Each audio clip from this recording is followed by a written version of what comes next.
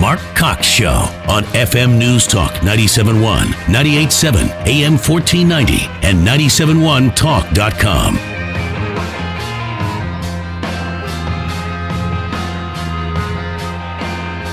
It's paranoia, and it's something that's become quite an epidemic where guns are automatically assumed that they're bad. And I'm not sure how a 7-day suspension teaches my son anything about tolerance, anything about why he was wrong. It just means his school doesn't want him there because of things that he enjoys.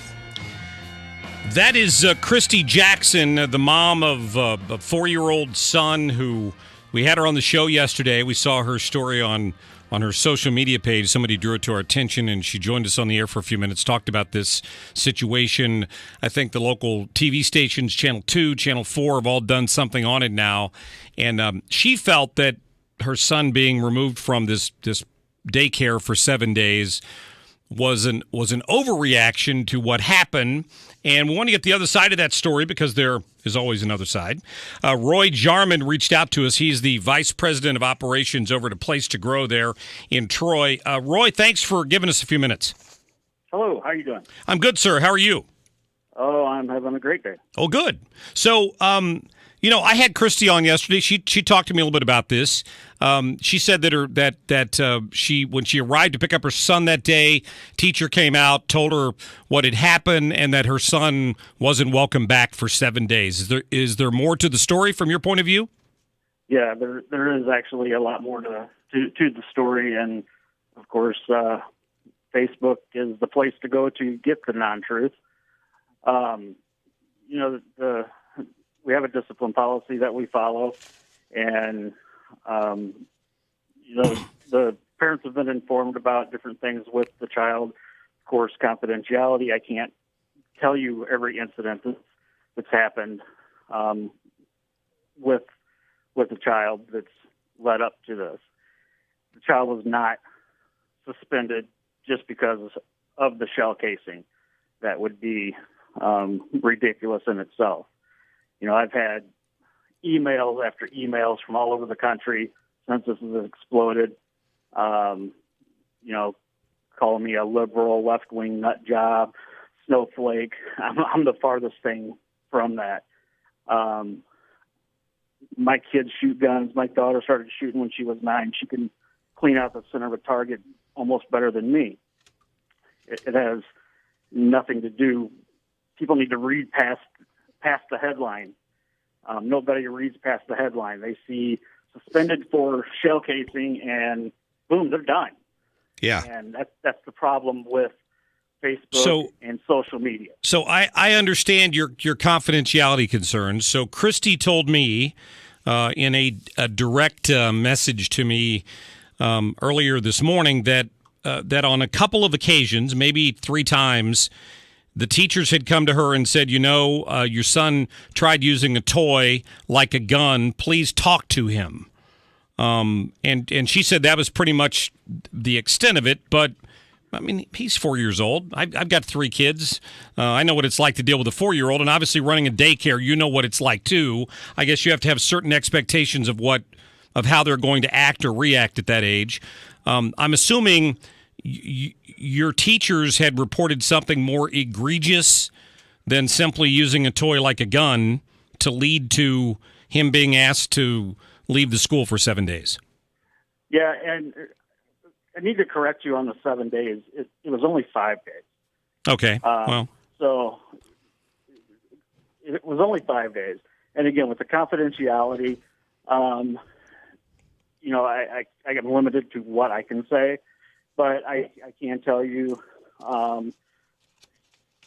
the actions that were taking place in the room, whether it's toy gun setup, what have you, was a little bit excessive for a preschool setting and a concern for other parents. When we have other parents expressing concern, we have to take that to the parent of the child. So let me ask it this way then. Let's remove Christy Jackson from the scenario. If another one of your students who you didn't have what you're kind of referring to as somewhat of a history with showed up at school one day and pulled an empty shell casing out of their pocket and was showing it to their buddies, would your policy also require that child to be out of school for 5 days, absent anything else? If we would have to look at the history, if is there a history? I don't want to kick anybody out of school. I mean, that's what they're here for, to learn. Right. But when there's a history of,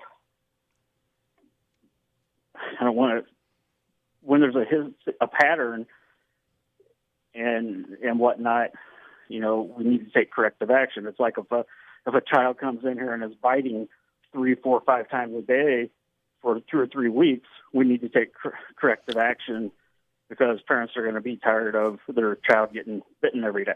Right.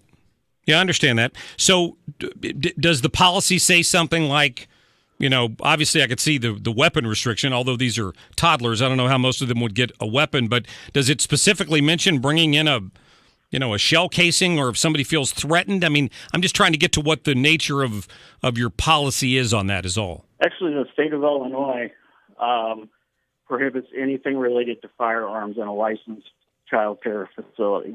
And it's sort of like a zero tolerance policy, I'm guessing? Yeah, even as a business owner, I'm prohibited to have a firearm. Only anything firearm related in this building. The only people that can have weapons, anything firearm related in this building, is law enforcement. Right. Well, I understand that. I guess I do, but still, I think when I think of my kid being 4 years old, you got to give him a little bit of benefit of the doubt there, right? I mean, would the state of Illinois come in and shut you down because this kid carried an empty shell casing into the facility? Okay, we got to look past the shell casing. Okay. We got to look past the shell casing as being the reason. The reason. Okay, so I guess then the to get to my point then is if it was a different kid who might not have had any sort of previous history of run-ins for whatever reason with one or two of the teachers, and they had a shell casing, this wouldn't have been a big deal. Is that what you're saying? Yeah, probably so. Okay. I mean, we got to look past the shell casing. We got to look back at the quote unquote violent type behavior and whatnot that's been going on in the patterns. All right. Well, I mean, I appreciate you calling in, and I wanted to give you a chance to tell your side of it. And I'm certain that when the story broke, based on the headline I saw on like Fox 2 or something, some people probably jumped to some conclusions about what you had done or didn't do, and it sounds like you've taken some heat over that. So I'm glad that to give you a chance to explain it. I did have one more question, because when I talked to Christy Jackson this morning, she told me that you had threatened to go to the Division of Family and Children's Services on her. Maybe that's getting into confidentiality again, but was it all about the Facebook post?